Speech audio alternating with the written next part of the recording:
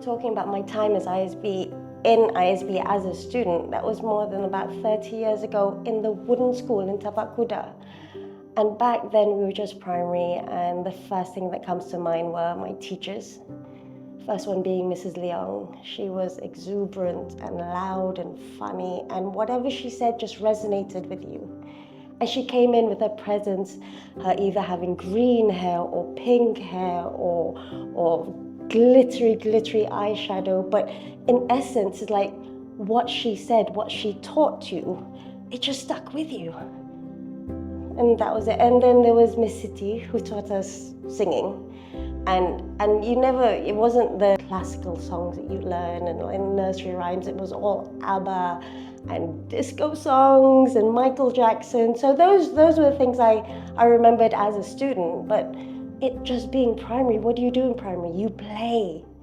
And that's the major thing. I'm still friends with most of the kids that I went to ISB with. Yeah, back then. So that would be the fondest memory. Just whenever you think about ISB, just that's it, all that fun we had. And they just always made me feel comfortable with myself. And that's something I brought to the other schools I went to, and I went to other schools around the world, in England, in Korea. And I always just try to remember the happiest place I was as a child, and that was ISB.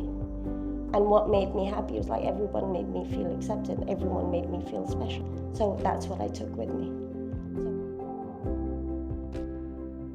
The biggest thing is coming back here to work here, coming back and being able to teach in the last classroom I was as a student.